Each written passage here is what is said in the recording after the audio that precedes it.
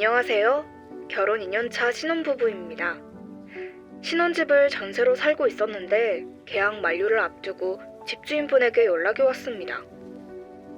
미안한데 계약 종료되는 날짜로 집을 비워주세요. 청천벽력 같은 말이었습니다. 지금 사는 집에 정이 들었고 생활권이 마음에 들어서 전세 계약 연장을 하려고 했거든요. 전세가를 더 올려도 좋으니 전세 계약 연장은 안 될까요? 신혼부부라 우리도 맞춰주고 싶은데 사정이 안 되어서 그래요. 미안하지만 다른 집을 알아보세요.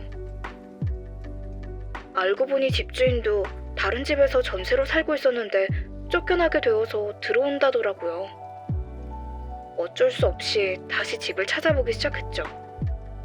같은 평수로 찾아보니 전셋값은 지금 집에 들어갈 때보다 2배나 올라있고 전셋값이 예전 매매값인 걸 보니 한숨밖에 안 나오더라고요.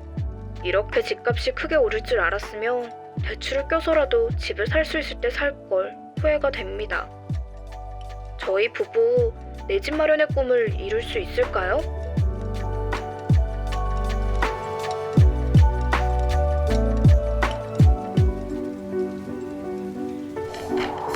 혹시 이 사연에 대해서는 좀 어떻게 생각을 하고 계세요?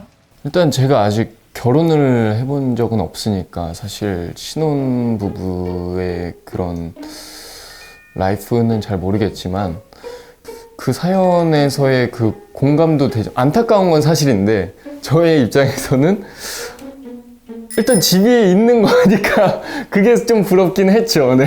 그러니까 고민이 좀 다른 것 같아요. 그분들 입장에서도 그게 너무 고민이겠지만 그 집은 어떻게 구해야 되지가 자체가 이렇게 되니까 그게 좀 고민이 저는 더 큰 것 같아요.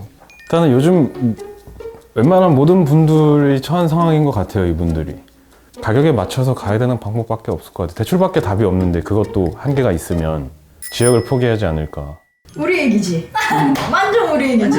완전 우리 얘기지. 아 정말요? 거의 95% 아 이상. 진짜요? 그쵸. 재계약을 할 생각을 하고 있었는데 네네. 이제 그런 생각조차도 못하게 한 게 집주인의 통보죠. 근데 원래는 사실 그 법적으로 4년까지 연장을 할 수가 있잖아요. 그렇죠. 그런데 이제 집주인이 직접 들어와서 사겠다고 말을 하니까 어쩔 수 없이 무용지물이죠. 그럼 무조건 나가야 되는 거예요? 그렇죠, 나가야죠. 그냥 채우면? 그렇죠. 그 안에 어떻게든 수단과 방법을 가리지 가리자고 않고 집을 찾아봐야지. 네. 이제 집을 구하시면서 가장 힘든 점이 어떤 부분이 있으세요? 그러니까 일단 전세를 구하고 싶어도 지금 구할 수 있는 쉬운 상황이 아니다 보니까 생각이 계속 반복되는 것 같아요. 이게 물론 저는 비혼주의자는 아니다 보니까 결혼도 해야 되고 집은 얻고 싶고 이런데 딱 거기서 생각이 막혀버리는 게 근데 살 데가 없네? 딱 이건 거예요.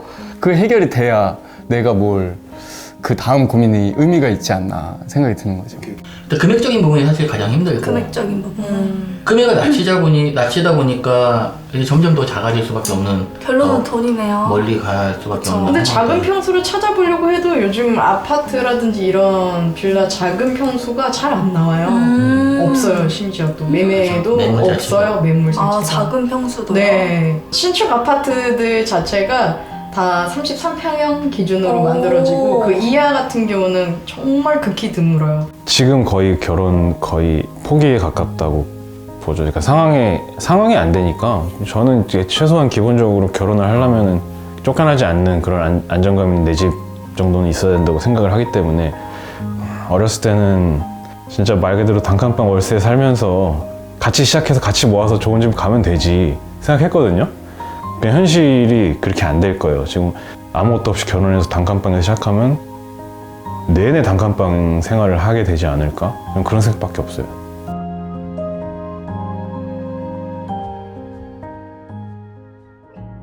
영혼을 끌어모아 돈을 빌려 집을 산다고 해서 영끌이라는 말도 있습니다. 최근 1, 2년 새 영끌로 집을 산 20대와 30대는 불안감을 감추지 못하고 있습니다. 영끌을 해서 집을 매매를 할 수가 있다면 하실 의향이 있으세요? 만약 네. 저희가 결혼하기 전에 그때로 돌아간다고 하면 저는 무조건 매매. 영끌을 다 해서? 영끌을 해서. 막 한 달에 200만 원 이자가 200이든 300이든 신경 안 낼 수 쓰시고. 있는 한도를 오버한다 하더라도 네네. 무조건 매매를 할 거예요. 할 거예요. 네. 하지만 지금 하라고 하면 저는 절대 못해요. 못하죠. 아니 안 하는 게 아니라 못해요. 지금 못하는 거. 너무 사실 버블이 많이 껴 있고 지금은 영혼 뭐 진짜 다른 거지 영혼이 뭐 돌아가신 분들 영혼까지 봐도 안 되는 무덤도 안 되는 거야. 지금 제 입장에서는 제가 가진 능력으로 그냥 살 집을 구하는 게 맞다고 생각하는데 만약에 이제 저도 이제 결혼을 하고 가정을 꾸린다면 흔히 말하는 영끌을 좀 해도 되지 않을까? 현재로 따지자면 그냥 집에다 다 이렇게 하고 제 라이프를 좀 줄일 것 같아요. 근데 만약에 결혼을 해 있는 상태면 돈 없는 결혼 생활을 하고 싶지가 않았어요. 그러니까 그 돈이 많다, 없고 적고의 그 차이가 뭐냐면 일반적인 거에 대해서 고충이 없을 정도의 그 삶을 원하는데 만약에 그 전자가 돼버리면 야 우리 라면 먹을까? 그냥 이제 그러면 또 라면이야? 이렇게 되고 저는 그게 과연 진짜 행복일까라는 생각을 한 거죠. 이게 심리적인 압박감이 들 수밖에 없다는 생각이 들어요.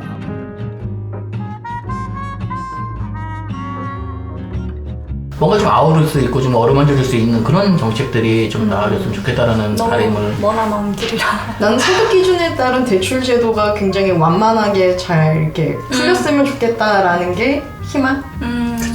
예를 들면 이 부부는 3년 동안에 어느 정도의 소득을 벌어왔고 월 평균 소득이 이 정도 되는구나. 그리고 자산 소득이. 현재 무주택자고 주택이 필요한 상황인데 그렇다면 어느 정도까지 지원을 해주면 이 사람들은 집을 살 수 있겠구나라는 판단이 되잖아요. 그러면 그 기준에 맞는 제도들이 좀 나와야 된다는 거죠. 사실 그런 말은 있잖아요. 뭐 하늘이 무너져도 솟아날 구멍은 있다고. 그러니까 분명 구멍은 있다고는 생각은 해요. 그 구멍도 하늘이 이만하면은 요만할 거 아니에요. 좀 그 구멍을 나라에서든지 좀 이렇게 좀 넓혀가졌으면 좋겠어요. 집을 좀 구할 수 있게 좀 많은 제도를 좀 펼쳐줬으면 하는 바람이 있죠.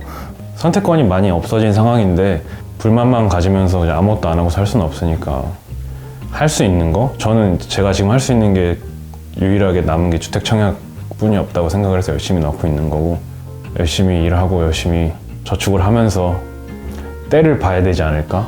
저희가 노력한다고 되는 시대는 솔직히 아니라고 생각을 하기 때문에 그렇다고 해서 또 가만히 있을 수는 없고 할 수 있는 최대한을 하면서 때를 지켜보자. 저는 그 말만 하고 싶네요.